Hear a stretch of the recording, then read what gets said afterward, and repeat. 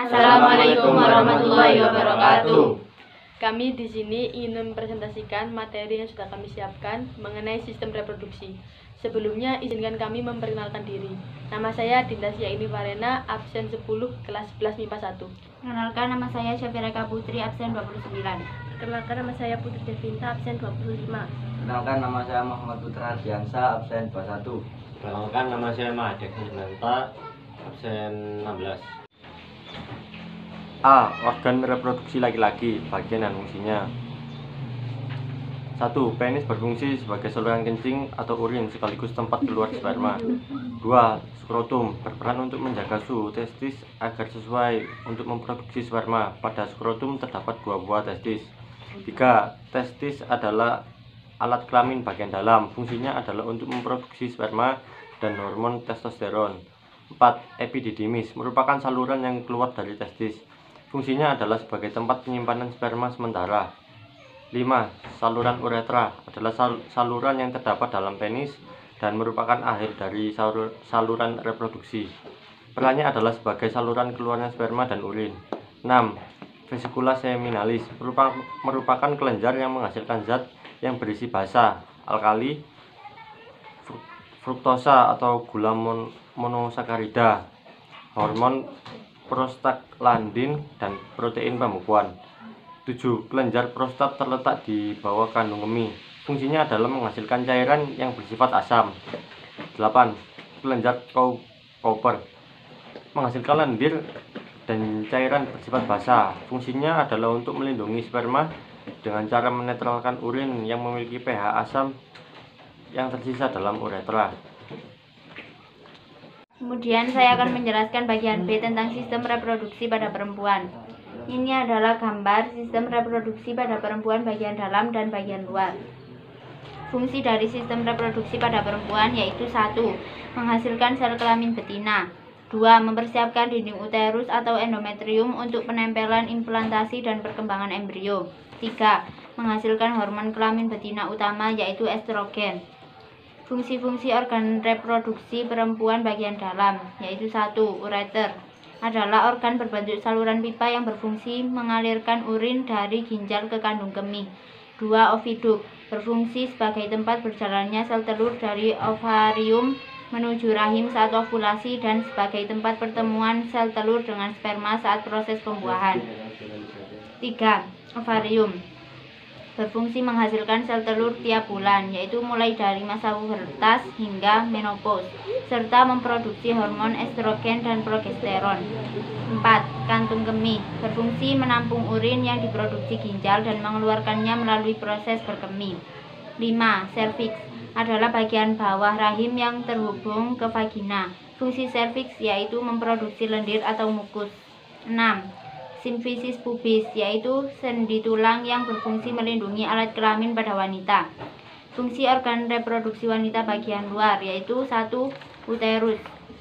Uterus juga disebut dengan rahim, berfungsi untuk memberi makan dan menampung sel telur yang telah dibuahi sampai menjadi janin atau sampai siap untuk dilahirkan. 2. Tuba falopi berfungsi sebagai alat transportasi bagi ovum untuk menuju ke uterus, sebagai tempat terjadinya konsepsi dan sebagai tempat bagi pertumbuhan dan perkembangan hasil konsepsi. 3. Endometrium berfungsi sebagai tempat untuk menempelnya sel telur yang sudah dibuahi. 4. Serviks berfungsi untuk memproduksi lendir atau mukus. 5. Vagina berfungsi sebagai jalan lahir bayi saat persalinan serta tempat keluarnya darah saat menstruasi. Gangguan pada sistem reproduksi pada wanita yaitu 1. Sindrom ovarium polikistik adalah salah satu penyakit pada sistem reproduksi wanita yang sering menyebabkan masalah kesuburan. 2. Infeksi menular seksual. 3. Endometriosis yaitu ketika lapisan jaringan rahim tumbuh di organ atau bagian tubuh lain, misalnya seperti ovarium, saluran cerna, atau kandung kemih.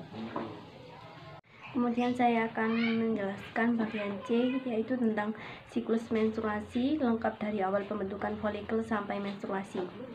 Dari masa pubertas yaitu sekitar usia 11 tahun hingga masa menopause sekitar usia 45 sampai 55 tahun.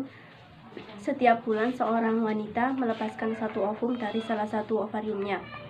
Proses menstruasi dimulai dari dinding atau TK folikel degraf yang menghasilkan hormon estrogen yang menghambat pembentukan dan pelepasan FSH oleh hipofisis anterior. Estrogen berfungsi merangsang pemulihan endometrium yang habis terkelupas atau meluruh pada saat menstruasi sebelumnya. Hormon lutein berguna untuk merangsang folikel degraf agar melepaskan ovum atau ovulasi yang terjadi pada hari ke-14 siklus menstruasi. Folikel yang telah kosong tersebut selanjutnya menjadi korpus atau badan kuning. Korpus ini menghasilkan hormon progesteron dan estrogen. Fungsinya adalah mempertebal endometrium yang mengandung cadangan glikogen yang sedikit mukus. Dalam kondisi ini, suplai darah meningkat dan endometrium siap menerima implantasi zigot. Tingginya konsentrasi progesteron dan estrogen juga menghambat pembentukan FSH dan LH. Turunnya konsentrasi FSH dan LH mengakibatkan endometrium akan terkelupas dan terjadilah menstruasi pada hari ke-28 selama lebih kurang 5 hingga 7 hari. Siklus menstruasi akan terus berulang sampai seorang wanita mengalami menstruasi yang tidak teratur hingga tidak terjadi siklus menstruasi atau masa menopause. Masa menopause mulai terjadi pada usia kira-kira 45 sampai 55 tahun. Selanjutnya saya akan membahas mengenai bagian D, yakni ada fertilisasi, kehamilan, kelahiran, dan laktasi. Pengertian dari fertilisasi adalah proses peleburan antara inti sel sperma dan inti sel telur yang terjadi di oviduct atau tuba fallopi. Sebelumnya mari kita membahas mengenai struktur dari sel sperma dan sel telur. Pada sel sperma itu terbagi menjadi 3 bagian utama, yakni ada bagian kepala, bagian tengah, dan bagian ekor. Pada bagian kepala itu terdapat inti sel yang mengandung atau berisi materi genetik. Kemudian ada akrosom yang mengandung enzim hidrolitik untuk menembus sel telur. Setelah itu ada bagian tengah, terdapat mitokondria yang bertugas untuk membawa energi untuk pergerakan sel sperma. Dan yang terakhir ada bagian ekor yang bertugas untuk menggerakkan sel sperma. Setelah itu lanjut ke bagian sel telur. Pada bagian luar itu terdapat corona radiata, yakni lapisan folikel yang tebal. Kemudian terdapat zona pellucida yang berfungsi untuk mencegah sel telur dibuai oleh banyak sperma. Selanjutnya ada membran fielin, kemudian ada sitoplasma dan ada nukleus.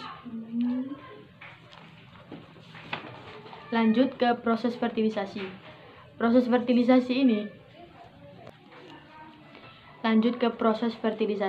dimulai dari masuknya jutaan sel sperma menuju ke sistem reproduksi. Selanjutnya ada proses fertilisasi, dimulai dari masuknya jutaan sel sperma ke sistem reproduksi wanita pada saat kopulasi. Tetapi tidak semua dari jutaan sel sperma tersebut berhasil atau lolos menembus sel telur, karena sel sperma harus menghadapi berbagai rintangan atau seleksi. Di sini saya sudah menyiapkan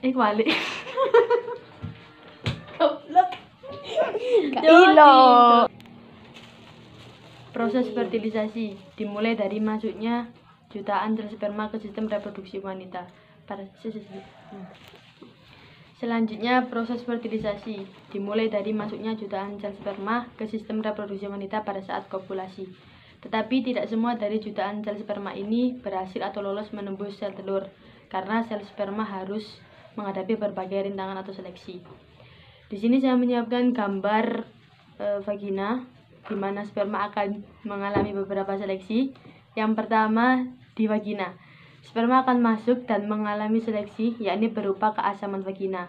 Kemudian kedua, di serviks, jika sperma masuk, maka sperma akan menghadapi rintangan berupa ketebalan dinding dan juga sel darah putih yang menganggap bahwa sperma adalah benda asing. Kemudian setelah itu masuk ke bagian ketiga, yaitu rahim. Jika lolos akan mendapatkan seleksi lagi berupa sel darah putih.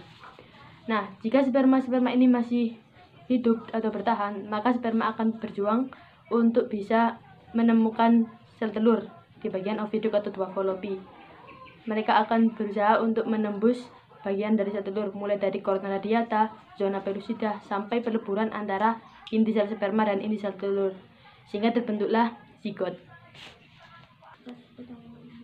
Lanjut ke proses kehamilan. Nah, di sini zigot yang terbentuk dari proses fertilisasi akan mengalami perkembangan menjadi embrio dengan membelah menjadi 1 sel, 2 sel, 4 sel, 8 sel, 16 sel, dan seterusnya sampai berkembang menjadi morula atau bola padat kumpulan sel. Kemudian morula ini nantinya akan pergi menuju ke rahim dan akan berkembang menjadi blastula atau blastokista. Nah, di sini ditandai dengan adanya bagian yang kosong yang disebut blastula. Lanjut ke proses kehamilan. Nah, jadi zigot yang terbentuk dari proses fertilisasi akan mengalami perkembangan menjadi embrio dengan membelah menjadi 1 sel, 2 sel, 4 sel, 8 sel, dan seterusnya sampai membentuk morula atau bola padat kumpulan sel.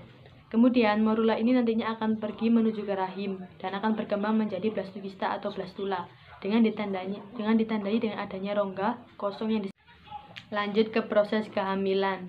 Nah, jadi zigot yang terbentuk dari proses fertilisasi akan mengalami perkembangan menjadi embrio dengan membelah menjadi 1 sel, 2 sel, 4 sel, 8 sel, dan seterusnya sampai membentuk morula atau bola padat kumpulan sel.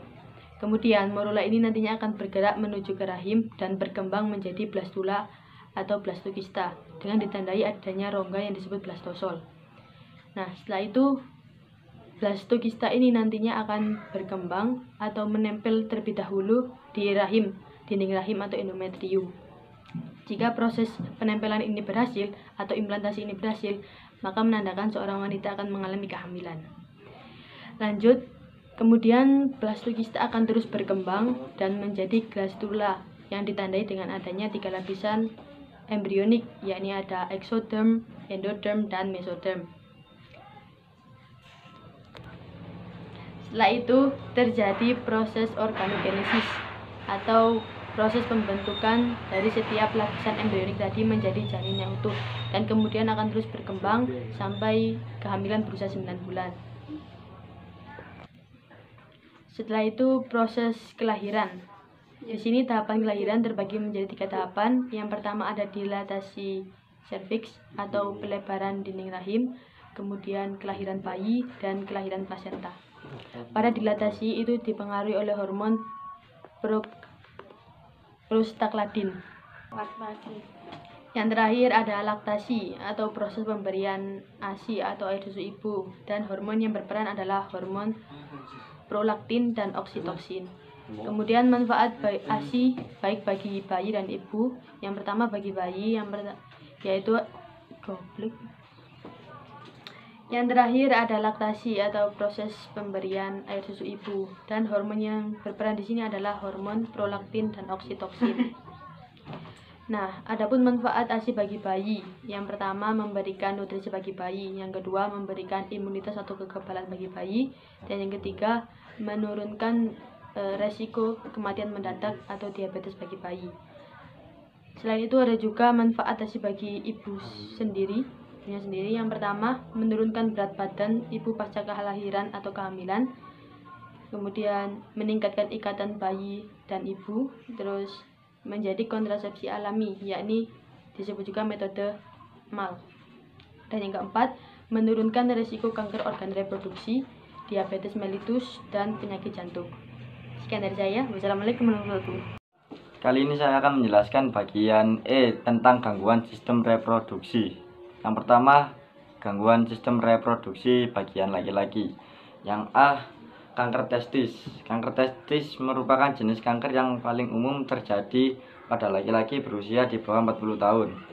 B, epididymitis.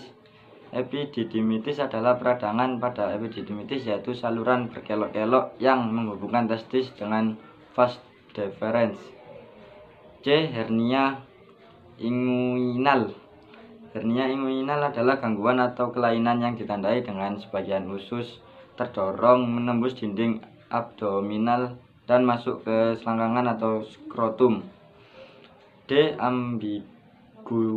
ambiguous genitalia (alat kelamin ganda) merupakan kelainan yang sangat terjadi. Kelainan ini ditandai seorang bayi lahir dengan alat kelamin yang tidak jelas apakah laki-laki atau perempuan. Sebagian besar anak laki-laki yang lahir dengan kelainan seperti ini memiliki penis yang sangat kecil atau tidak ada. C. Mikropenis. Mikropenis merupakan kelainan lainnya yang juga sangat jarang pada kelainan seperti ini. Penis terbentuk secara normal tetapi dengan ukuran di bawah ukuran rata-rata yang ditunjukkan dengan pengukuran standar. F. Sterilitas. Jika seorang laki-laki steril atau mandul, tubuhnya tidak mampu membentuk sperma sama sekali atau tidak mampu menghasilkan sperma dalam jumlah yang cukup. Hal itu terjadi sebagai akibat tidak normalnya organ-organ reproduksi. Yang kedua, gangguan pada sistem reproduksi perempuan. A. Tumor ovarium. Tumor ovarium yang paling umum terjadi pada perempuan dewasa adalah jenis teratoma ovarium, baik jinak maupun ganas. Tumor biasanya dapat dideteksi sebagai suatu massa sel di bagian abdomen dan seringkali menimbulkan rasa nyeri. B. Kista ovarium. Kista ovarium merupakan suatu kantong yang berisi bahan cair atau semi padat yang tidak bersifat kanker, walaupun secara umum tidak berbahaya. Kista ovarium dapat menimbulkan masalah jika membesar. Kista yang membesar akan menekan organ-organ di sekitarnya dan menimbulkan rasa nyeri. C. Kanker, walaupun secara umum tidak berbahaya. Kista ovarium dapat menimbulkan masalah jika membesar. Kista yang membesar akan menekan organ-organ di sekitarnya dan menimbulkan rasa nyeri. C. Kanker serviks. Kanker serviks merupakan dasar uterus yang berhubungan dengan vagina. Sel-sel yang terbentuk di permukaan serviks pada dapat tumbuh abnormal dengan bentuk yang tidak teratur. D. Masalah menstruasi. Masalah menstruasi yang paling umum adalah berkisar dari dysmenorrhea menstruasi yang menyakitkan, menorrhagia menstruasi yang banyak, hingga oligomenorrhea tidak menstruasi dan atau menstruasi tidak teratur. E. Penyakit menular seksual PMS. Penyakit menular seksual meliputi HIV atau AIDS, HPV atau kutil pada alat kelamin. Sterilitas atau infertilitas. Suatu bentuk infertilitas atau kemandulan pada perempuan adalah penyumbatan oviduk secara permanen yang mencegah ovum dibuahi atau mencapai uterus. Untuk mengatasinya, ovum harus diambil dari ovari melalui pembedahan dan dibuahi secara eksternal sebelum dikembalikan ke dalam uterus. F. KB. KB singkatan dari keluarga berencana. Maksudnya adalah perencanaan jumlah anggota keluarga dengan pembatasan yang dapat dilakukan dengan penggunaan alat-alat kontrasepsi yang bertujuan untuk yang pertama, meningkatkan jumlah penduduk untuk menggunakan alat kontrasepsi. Yang kedua, menurunkan jumlah angka kelahiran bayi. Yang ketiga, meningkatkan kesehatan keluarga berencana dengan cara penjarangan kelahiran. Kontrasepsi adalah suatu cara atau metode yang bertujuan untuk mencegah terjadinya pertemuan antara spermatozoa dan ovum. Kontrasepsi ada dua, yaitu kontrasepsi permanen dan kontrasepsi yang tidak permanen. Kontrasepsi permanen adalah kontrasepsi yang tidak memungkinkan lagi bagi pemakai untuk menghasilkan keturunan. Sedangkan kontrasepsi yang tidak permanen sifatnya hanya menunda untuk sementara agar tidak terjadi pembusukan sehingga masih memungkinkan bagi pemakai jika sewaktu-waktu menginginkan hamil.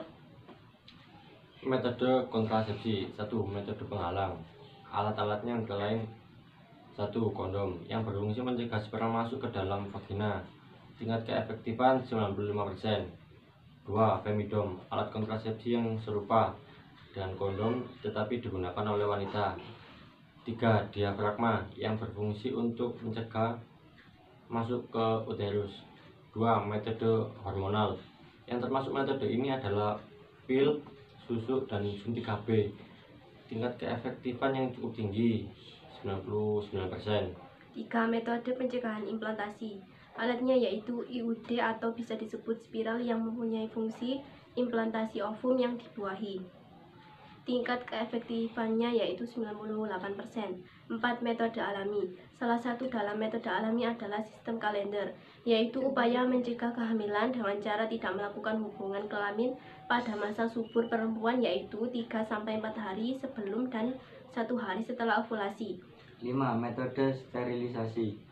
A. Vasektomi merupakan pembedaan untuk memotong atau mengikat saluran sperma (van deferens). B. Tubektomi merupakan cara pembedaan untuk memotong atau mengikat saluran telur (oviduk) sehingga ovum tidak dapat mencapai uterus dan bertemu sperma.